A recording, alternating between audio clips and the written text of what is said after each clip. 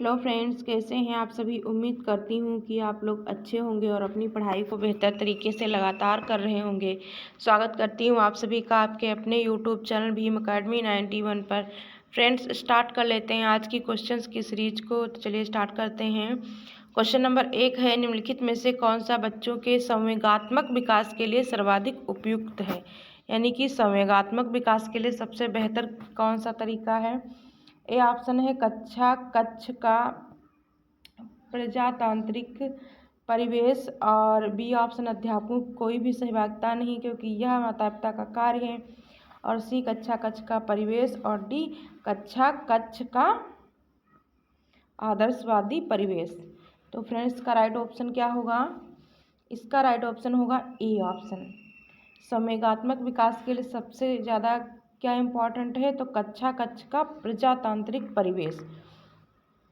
क्योंकि फ्रेंड्स, बच्चों के संवेगात्मक विकास के लिए कक्ष का क्या परिवेश सबसे आवश्यक होता है। उसमें बच्चा विद्यालय में बच्चों के साथ समय गुजारने एवं बच्चों के अभिजात समूह, उसके दोस्त या खेल के साथी होते हैं। ठीक है, यह परिवेश बच्चे को नकारात्मक भावों के सापेक्ष सकारात्मक भावों की महत्ता देता है। इसमें बच्चे सकारात्मक बनकर अपने विचारों को आदान प्रदान करते हैं और सीखते हैं। क्वेश्चन नंबर 2, निम्नलिखित में से कौन सा एक उपयुक्त रचनात्मक आकलन कार्य नहीं है।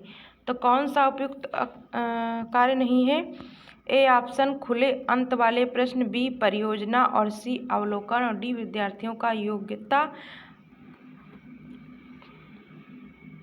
क्रम निर्धारित करना। तो फ्रेंड्स, का राइट ऑप्शन क्या होगा। आकलन कार्य नहीं है, ध्यान रखिएगा। तो इसका राइट आंसर होगा डी ऑप्शन, विद्यार्थियों का योग्यता क्रम निर्धारित करना। ओके, रचनात्मक आकलन के अंतर्गत छात्रों को खुले अंत वाले प्रश्न यानी कि एक प्रश्न को हम किसी भी प्रकार से डिफाइन कर सकते हैं, 2 आंसर। ठीक है, परियोजना किसी विषय वस्तु का अवलोकन करना आदि है, जैसे जबकि विद्यार्थी का योग्यता क्रम निर्धारित मूल्यांकन कार्य होता है। ठीक, तो विद्यार्थियों का योग्यता क्रम निर्धारित करना ये क्या है, रचनात्मक आकलन कार्य नहीं है। ठीक है, इसका निगेटिव ऑप्शन बताना था, तो ये इसका राइट ऑप्शन हो गया। ठीक, नेक्स्ट क्वेश्चन, एक प्रभावशाली अध्यापिका होने के लिए यह महत्वपूर्ण है कि ए ऑप्शन पुस्तक से उत्तरों को लिखने पर बल देना, बी समूह गतिविधि के बजाय वैयक्तिक अधिगम पर ध्यान देना, और सी ऑप्शन विद्यार्थियों के द्वारा प्रश्न पूछने के कारण उत्पन्न व्यवधान की अनदेखी करना, और डी ऑप्शन प्रत्येक बच्चे के संपर्क में रहना। तो फ्रेंड्स, का राइट ऑप्शन क्या होगा। इसका राइट ऑप्शन होगा डी ऑप्शन, प्रत्येक बच्चे के संपर्क में रहना। क्योंकि फ्रेंड्स, एक जो प्रतिभाशाली अध्यापिका होती है वो क्या चाहती है कि हर बच्चा एक दूसरे के संपर्क में रहे। इससे क्या होता है, उनकी परेशानियों को जानने का मौका मिलता है और उन्हें हल करने का भी प्रयास वो कर सकती हैं। ठीक है, नेक्स्ट, बच्चों के अधिगम को सुगम बनाने के लिए अध्यापकों को एक अच्छे कक्षाई परिवेश का सृजन करने की आवश्यकता होती है। इस प्रकार के अधिगम परिवेश का सृजन करने के लिए नीचे दिए गए कथनों में से कौन सा सही नहीं है। ए ऑप्शन बच्चों के प्रयासों को स्वीकृति, बी ऑप्शन अध्यापकों के अनुसार कार्य करना, और सी ऑप्शन बच्चों को स्वीकार करना, और डी ऑप्शन अध्यापक का सकारात्मक रूप। तो फ्रेंड्स, का राइट ऑप्शन क्या होगा। इसका राइट ऑप्शन होगा बी ऑप्शन। क्या होगा, बी ऑप्शन, अध्यापकों के अनुसार कार्य करना। ठीक है, नेक्स्ट क्वेश्चन, लड़कों एवं लड़कियों के विषय में कुछ कथन नीचे दिए गए हैं, आपके अनुसार इनमें से कौन सा सही है। ए ऑप्शन लड़कों को घर के बाहर के कामों में सहायता करनी चाहिए। बी ऑप्शन लड़कों को घर के कामों में सहायता करनी चाहिए। सी ऑप्शन सभी लड़कों को विज्ञान तथा लड़कियों को गृह विज्ञान पढ़ाया जाना चाहिए। और डी ऑप्शन लड़कियों को घर के कामों में सहायता करनी चाहिए। तो फ्रेंड्स का राइट ऑप्शन क्या होगा? 5 नंबर क्वेश्चन का राइट ऑप्शन क्या है? इसका राइट ऑप्शन है बी, लड़कों को घर के कामों में सहायता करनी चाहिए।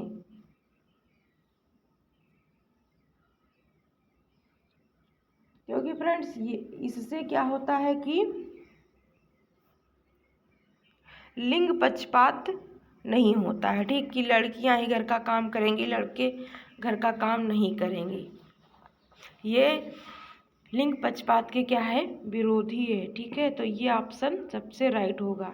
सभी को काम करना है, चाहे वो घर का हो या ऑफिस का हो, दोनों लोगों को काम करना है, चाहे वो लड़की हो या लड़का हो, ठीक है। हमें पक्षपात नहीं करना है। नेक्स्ट क्वेश्चन, एक बच्चे की कॉपी में लिखने में विपरीत छवियां, दर्पण छवि आदि जैसी गलतियां मिलती हैं। इस प्रकार का बच्चा लक्षण प्रदर्शित कर सकता है। ए ऑप्शन अधिगम में सुविधा के, बी अधिगम में आसक्तता के, सी अधिगम में कठिनाई के और डी अधिगम में समस्या के। तो फ्रेंड्स का राइट ऑप्शन क्या होगा? 6 नंबर क्वेश्चन का राइट ऑप्शन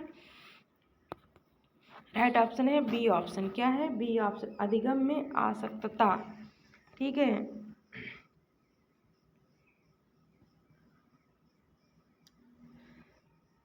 सीखना क्या है? सीखना क्या होता है? अधिगम क्या होता है? सीखना होता है, ठीक है। यह प्रक्रिया जो कि पूरे जीवन चलती रहती है, ठीक है, यानी कि जन्म से लेकर मृत्यु तक ये प्रक्रिया चलती रहती है। सीखना जो है जन्म से लेकर मृत्यु तक चलता रहता है। आसक्तता का मतलब क्या होता है? कमी, जैसे किसी चीज में कमी आ जाना, ठीक है। जिन बच्चों के द्वारा लिखने में विपरीत छवियां एवं दर्पण छवि आदि गलतियां होती हैं, वह अधिगम में आसक्तता के कारण होती है। यह मानसिक रोग है जिसमें व्यक्ति की संज्ञानात्मक शक्ति काफी हद तक न्यून यानी कि कम होती है और इसे मंदता भी कहते हैं, ठीक है। नेक्स्ट क्वेश्चन, विद्यार्थियों के ज्ञान अर्जन में सहायता करने के क्रम में अध्यापकों को किस पर ध्यान केंद्रित करना चाहिए? ए ऑप्शन क्या है? सुनिश्चित करना कि शिक्षार्थी सब कुछ याद करते हैं। बी, शिक्षार्थियों के द्वारा प्राप्त किए गए अंकों ग्रेड पर, और सी, शिक्षार्थियों को सक्रिय सहभागिता के लिए शामिल करना, और डी, शिक्षार्थी के द्वारा अधिगम की अवधारणा को कुशलता प्रदान करना। तो इसका राइट ऑप्शन क्या होगा? 7 नंबर का राइट ऑप्शन सी होगा, शिक्षार्थियों को सक्रिय सहभागिता के लिए शामिल करना, ठीक है।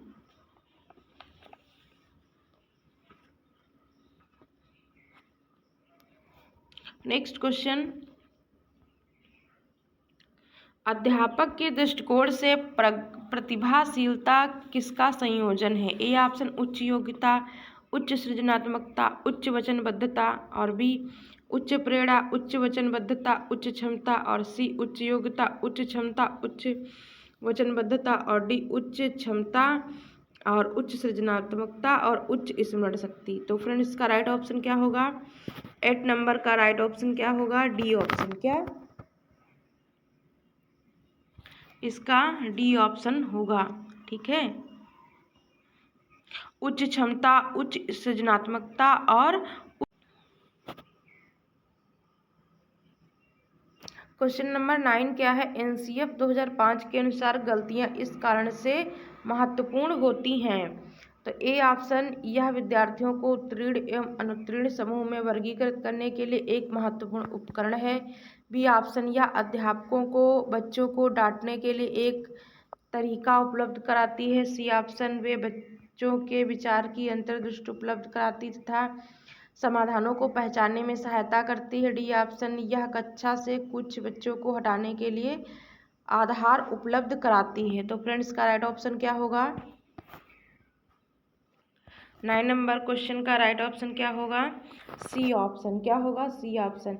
ये बच्चों के विचार की अंतर्दृष्टि उपलब्ध कराती है तथा समाधानों को पहचानने में सहायता करती है। कौन? एनसीएफ 2005। ठीक है। Next question, out of the box चिंतन किससे संबंधित है? आउट ऑफ द बॉक्स चिंतन किससे संबंधित है? ए ऑप्शन अनुकूल चिंतन, बी स्मृति आधारित चिंतन, सी अपसारी चिंतन, डी अभिसारी चिंतन। तो फ्रेंड्स का राइट ऑप्शन क्या होगा? 10 नंबर का राइट ऑप्शन क्या होगा? C option. क्या होगा? सी ऑप्शन, अपसारी चिंतन।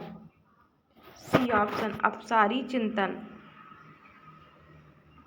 अपसारी चिंतन क्या होता है? इसमें व्यक्ति को कुछ तथ्य तो दिए होते हैं, उनमें अपनी ओर से एक तथ्य जोड़कर निष्कर्ष निकालना होता है। एक तथ्य दे दिया तो उसमें दूसरा तथ्य जोड़कर फिर उसमें क्या करना होता है? उसका निष्कर्ष निकालना होता है। आउट ऑफ द यानी कि बॉक्स से बाहर सोचना। ठीक है, उसी चीज़ में नहीं सोचते रहना, दूसरी चीज़ों को सोचना। ठीक है, उसी से रिलेटेड दूसरी चीज़ों को क्रिएट करना। नेक्स्ट क्वेश्चन, शिक्षण में अध्यापकों के द्वारा शिक्षार्थियों का आकलन इस अंतर्दृष्टि को विकसित करने के लिए किया जाता है। ए ऑप्शन उन विद्यार्थियों की पहचान करना जिन्हें उच्चतर कक्षा में प्रोन्नत करना है। बी ऑप्शन उन विद्यार्थियों को प्रोन्नत न करना जो विद्यालय के स्तर के अनुकूल नहीं है। सी ऑप्शन शिक्षार्थियों की सहायता के अनुसार शिक्षण उपागम में परिवर्तन करना। और डी ऑप्शन कक्षा में प्रतिभाशाली तथा कमजोर शिक्षार्थियों के समूह बनाना। तो फ्रेंड्स का राइट ऑप्शन क्या होगा? इसका राइट ऑप्शन होगा सी ऑप्शन। क्या? सी ऑप्शन, शिक्षार्थियों की सहायता के अनुसार शिक्षण उपागम में परिवर्तन करना। ओके। नेक्स्ट क्वेश्चन, अधिगम अनुभव को इस प्रकार से आयोजित किया जाना चाहिए जिससे अधिगम को सार्थक बनाया जा सके। नीचे दिए गए अधिगम अनुभव में से कौन सा बच्चों के लिए सार्थक अधिगम को सुगम नहीं बनाता है? ए ऑप्शन विषय वस्तु को केवल याद करने के आधार पर पुनरावृत्ति, बी विषय वस्तु पर प्रश्न बनाना, और सी प्रकरण पर परिचर्चा और वाद विवाद, और डी प्रकरण पर प्रस्तुतिकरण।